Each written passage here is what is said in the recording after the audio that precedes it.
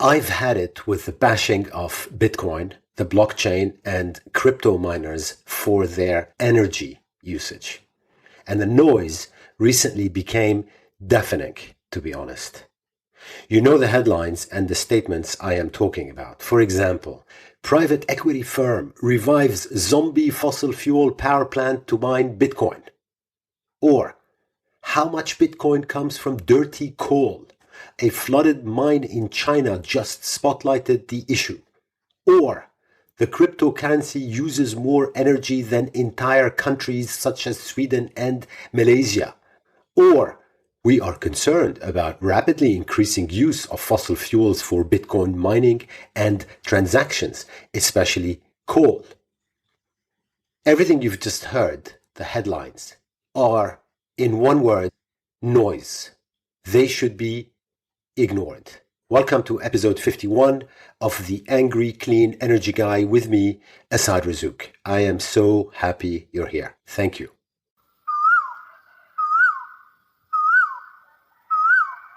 Let's start with the basics. I've been thinking about Bitcoin for a long time. What is it anyway? Is it useful? Aren't we better off with just fiat money? There are a few facts that I think are determinative when thinking about Bitcoin. The first one is that currency, printed money, is clearly not enough to do everything we need to do, because if it were, we wouldn't have been using gold as a store of value for thousands of years. And I've seen no signs of gold going anywhere. Second, think about fiat money printed by governments for a minute. Fiat money experiences regular defaults, confiscations, loss of value because of inflation or other factors, to zero sometimes. That's loss of value to zero, because it's run by monopolistic governments who aren't always competent or aren't always acting in their countries' or people's interests. Think Venezuela or Lebanon, for example, where millions have had their life's work confiscated, cancelled because of the gross negligence, incompetence, and corruption of their leaders. So fiat money just isn't doing everything we need to do. And with that context in mind, think of Bitcoin as simply digital gold. Gold is analog, Bitcoin is digital. Except, I think, Bitcoin is better. No one can, for example, steal your home or your business and then run away with a suitcase full of Bitcoin.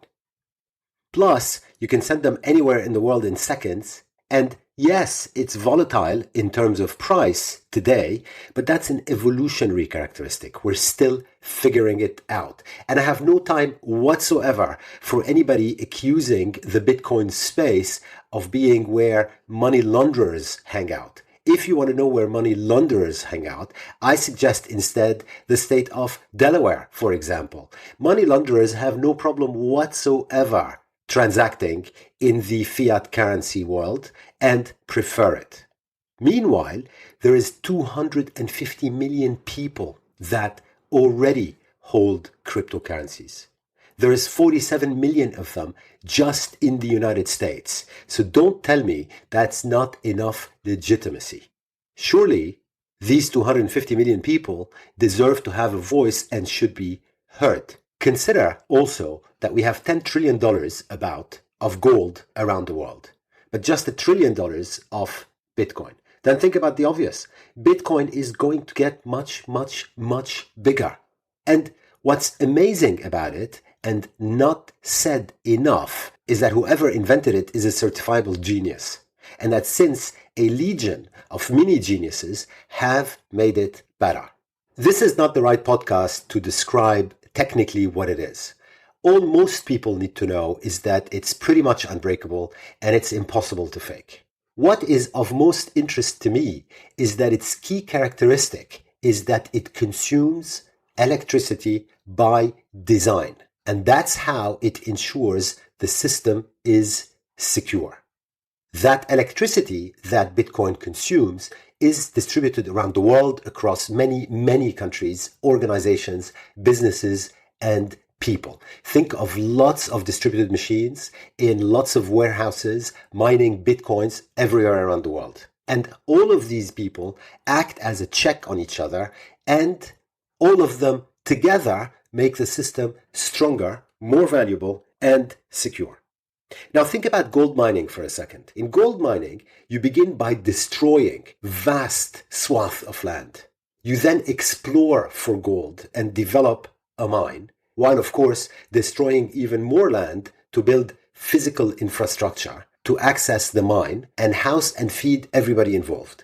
Then you have to dig underground to extract ore before having to process it while using twice the electricity you need to mine Bitcoin. And while sprinkling the mining of gold with a cocktail of human rights abuses, conflicts, and environmental destruction at typically great expense to local communities who invariably get nothing out of the whole thing. Now think about Bitcoin. It's mined from electricity, which by the way is why it's pretty funny when it's criticized for using electricity, using math. And it's infinitely more environmentally friendly than gold. Electricity, as a matter of fact, is the whole point of Bitcoin, because Bitcoin stores electricity for everyone's use as an asset. This is a little counterintuitive, maybe, but in reality, the more electricity Bitcoin miners use, the better, because the more electricity they're using, the more robust is Bitcoin as an asset. There are lots of things to love about Bitcoin, and I'm going to try and give you some of them. Let's start in the energy world. Today, the amount of energy we waste is absolutely phenomenal. When you extract and burn fossil fuels, so that's oil, gas, and coal, to produce electricity, not only do you release greenhouse gases that are causing a massive climate emergency, not only do you top these up by local air pollutants, and not only do you consume an enormous amount of water, but in addition, you dump 2/3 of the energy in the original fossil fuels. So a fossil fuel plant burns 3 units of fuel to generate just 1 unit of electricity. And funny enough, I don't hear anyone complaining about that. Second, in addition to all this waste, we waste some more electricity after we generate it. And that's politely called curtailment. In reality, it's total waste. You are literally throwing that electricity away. And this curtailment that I'm talking about by electricity companies, because they're not required not to curtail, is massive. China's curtailment alone is equivalent to all the electricity used by all the Bitcoin miners in the world. So all the Bitcoin miners in the world use together as much electricity as China currently throws away free of charge. And so with that in mind, think of crypto miners as the electric Pac-Man. They go where electricity is otherwise wasted and they scoop it. They pay their way, and frankly, they're doing a favor to everybody involved. In addition, electricity grids don't work at a constant rhythm. Often, they have a lot of idle capacity when electricity use drops because it's the time of day. That's capacity for which the producers of electricity aren't earning anything for.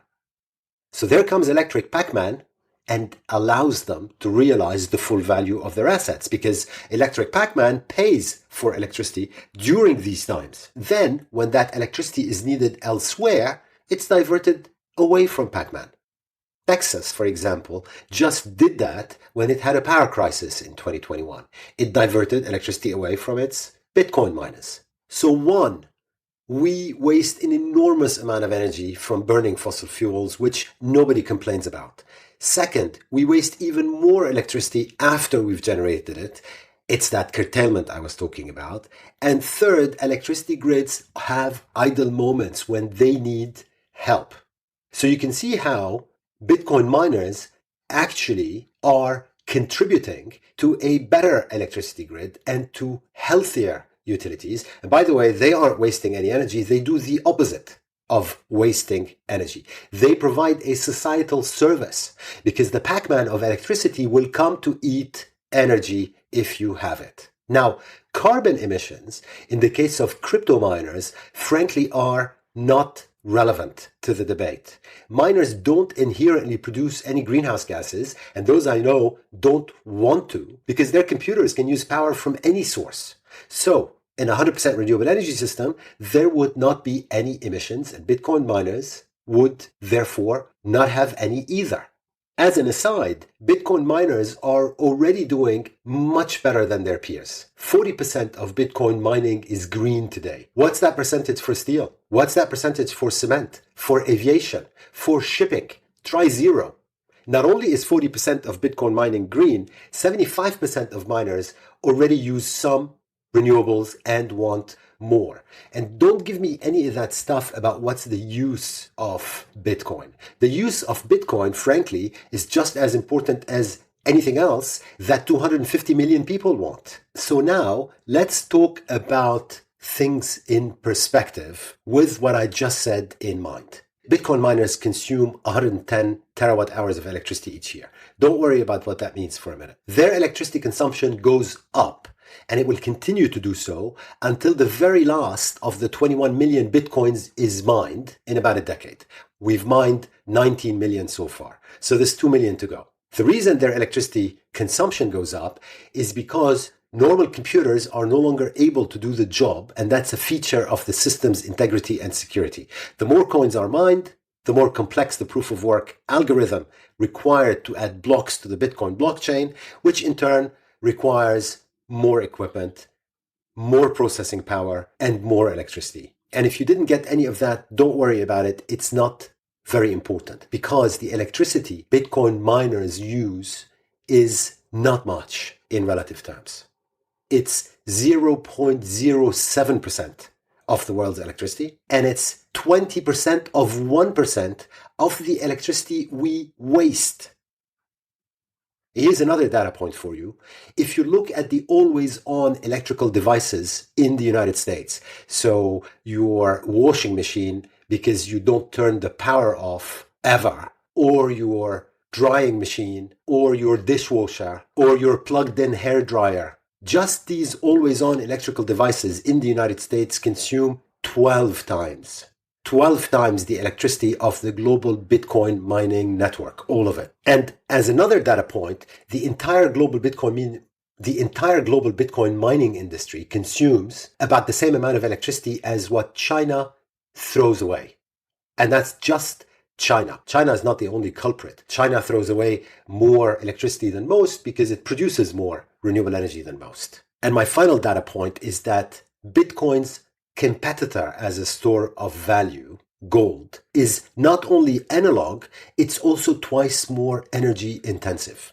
The way I think about Bitcoin's energy use is in fact that it's indicative of new business models and applications, which will increasingly be based on the coming superabundance of near zero cost and zero carbon renewable energy.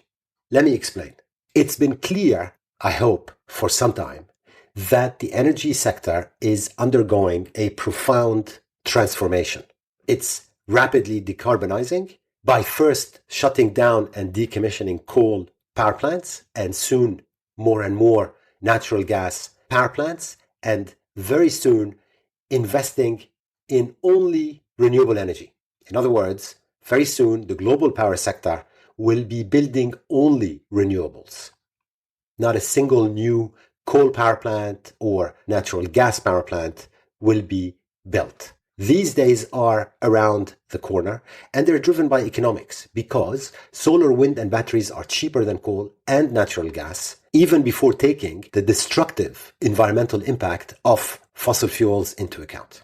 You cannot compete with solar power costs that have gone down 90% in the last 10 years, or those of lithium-ion batteries, which have also gone down 90% over the past 10 years, or those of wind power, which have gone down 50% over the past 5 years. And as we build out more and more solar, wind, and batteries, their disruptive impact will increase.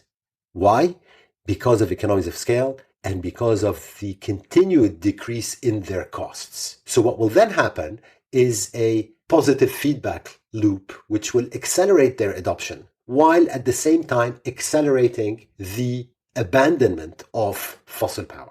The result will be combining solar, wind, and batteries in the most cost-effective way possible. And what that means is that we will build very large quantities of solar and wind capacity because that offsets the need for large storage requirements. And we will therefore be producing increasing amounts of surplus, zero carbon energy at near zero marginal cost. What I'm trying to say is that in a 100% renewable energy world, most of the energy will come from wind, solar, and batteries. But because we don't want to spend too much money on very big batteries, we will always be combining, countries will do it differently, wind, solar, and batteries in different proportions to come up with the lowest cost solution in that market, given its solar and wind assets. And the result will be that we will have vastly more wind and solar power produced in terms of quantities than the actual demand for electricity today.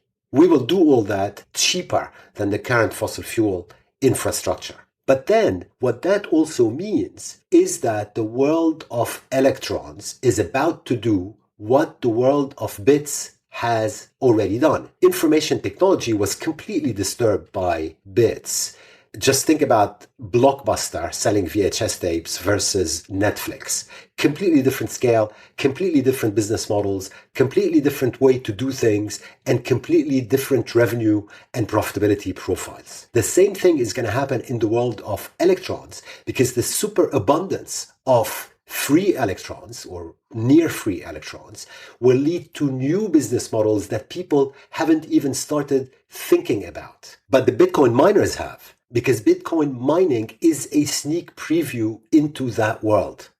You can see that world already coming. Just look at the increasing electrification of cars, scooters, buses, or home heating, for example, and watch that extend to multiple other sectors like water treatment and green cement and green steel and waste processing and aviation and shipping. Bitcoin miners are just the beginning.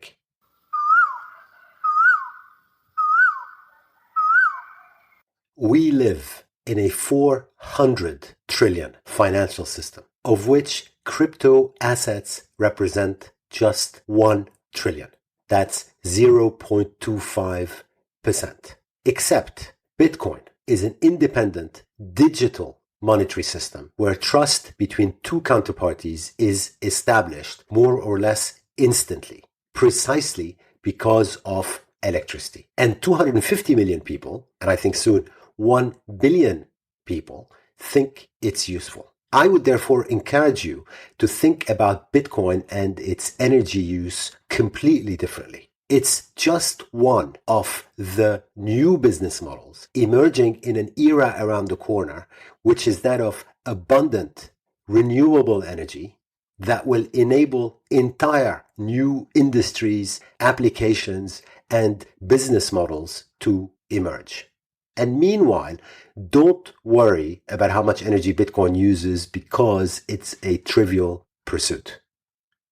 Thank you so very much for listening to this episode 51 of the Angry Clean Energy Guy with me, Asad Razzouk. If you like the show, please remember to rate, to share, to review, and have a great couple of weeks.